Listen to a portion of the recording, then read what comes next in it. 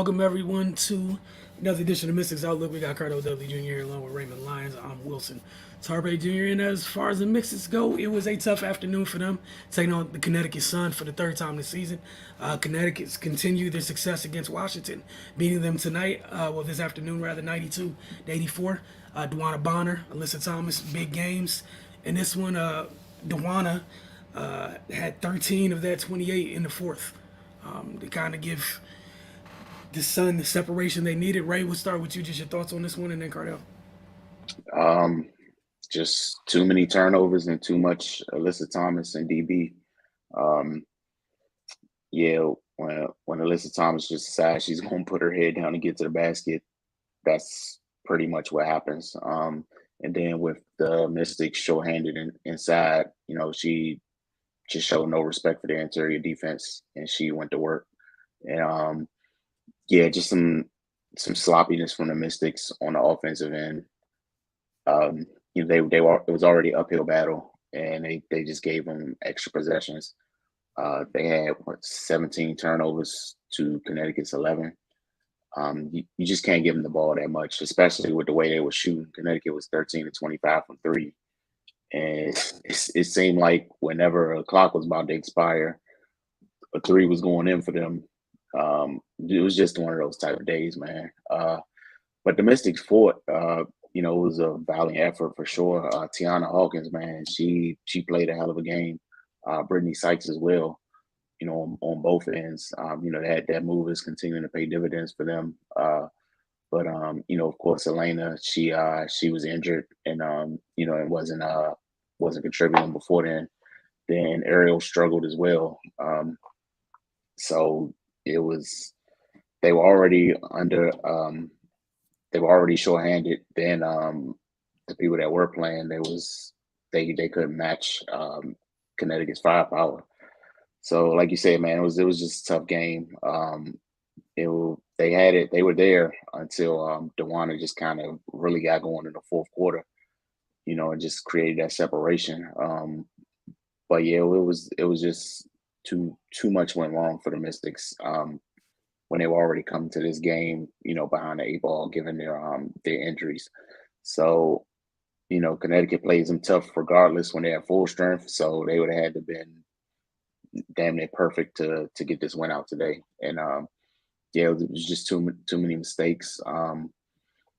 They won the rebounding battle, which is surprising given their lack of size. But yeah, it was just too much of Connecticut's top dogs, and the Mystics weren't able to overcome that. Cardell. Yeah, the sun just warmed down. Like Ray said, the Mystics fought hard throughout the game. They competed. Foul trouble kind of got a couple players. I think that's what got Atkins threw a rhythm off. She was still near 50%. I've also felt like Atkins kind of went back to settling for threes. 1 for 6. She's a streaky 3-point shooter. I felt like she should have. I feel like she should have just, drove more, attack more. That might have helped get her back in rhythm or whatnot. But it was a tough one. Like Ray said, man, we knew coming in with them being wounded. No Shakira, no Tolliver. Della not try to give it a go. Respect to her for trying to tough it out, but take a minute for that type of ankle injury, that type of roll we saw the other night. It's gonna take a minute, and now by her trying to push on it, she might be gone for even more games, including All-Star. You know what I mean? And I think that's why she came back, because she like, well, if I do re-injure, I got a few days to heal because of the All-Star break and whatnot. But they warmed down the fourth. Alyssa got aggressive. They really couldn't do nothing with Bonner as far as outside shooting all night. The size on their front line, man. It is, like I said, it's kind of like a running back, man. You can go against a great defense, and that's a power back. Just keep wearing them down. Then the fourth quarter, you start seeing them 3-yard runs all of a sudden become 9 and 10-yard runs, and they moving the chains, and then they score, and that's how they beat you. That's basically what you kind of saw in this game.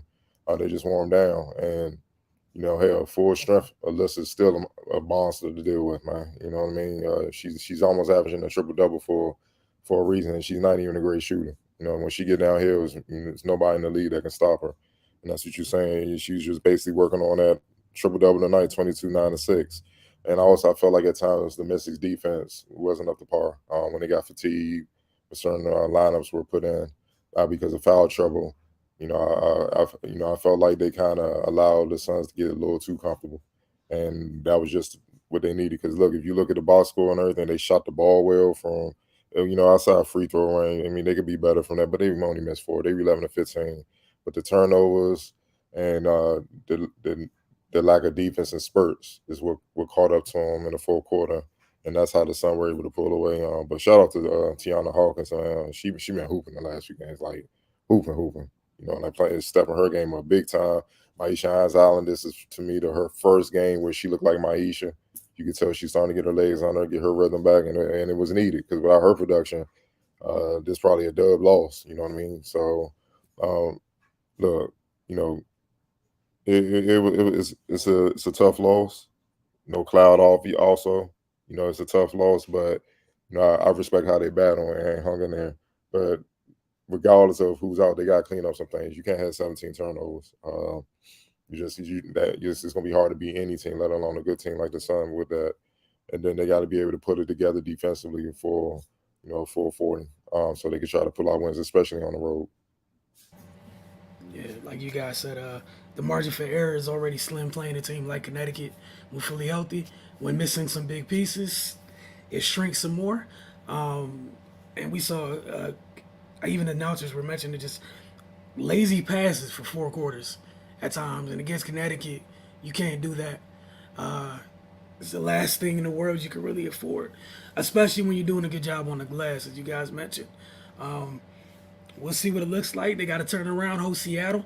I think that's their final game before the All Star break. I think they've lost 4 of their last 6. You want to try to turn things around if you can heading into the break. But again, respect to them for fighting and clawing.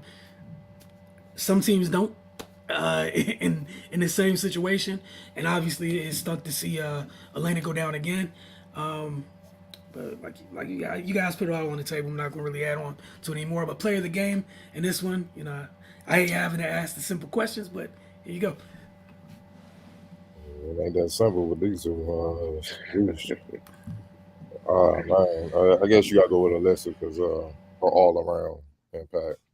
Um, it's just fun to watch, honestly. I don't think people understand what's going on.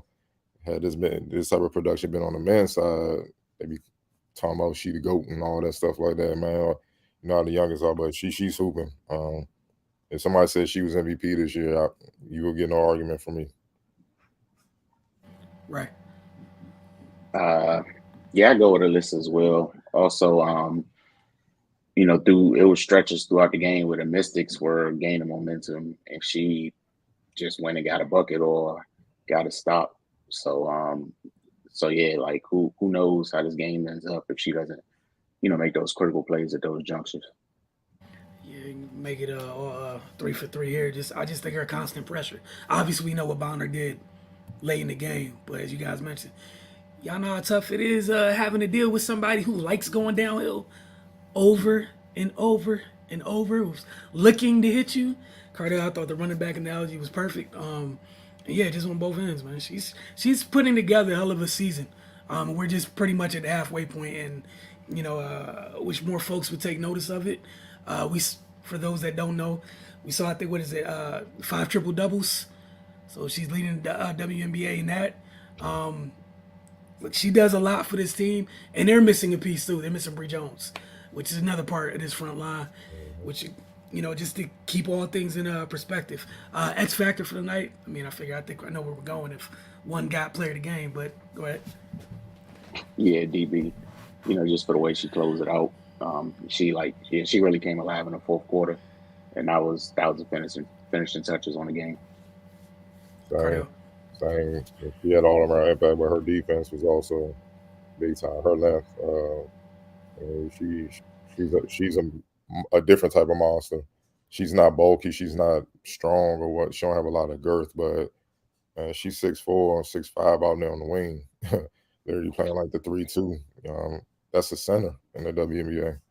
but she's a wing, natural wing, man. So on top of her shooting, it's hard to make easy passes to whoever she guarding because she's long, she's denied, she's in the lane. Uh, and then when she digs down, she long and can get back out and contest and stuff. And that's how she got 3 steals or whatnot, man. So yeah, that front court, as long as they stay healthy, they're gonna be a problem. Yeah, that's certainly what powers this group right here. Is those three obviously missing Bree, but tonight held a performance from those two. And again, if you're Washington, you're still over 500. You kind of need that win on Tuesday.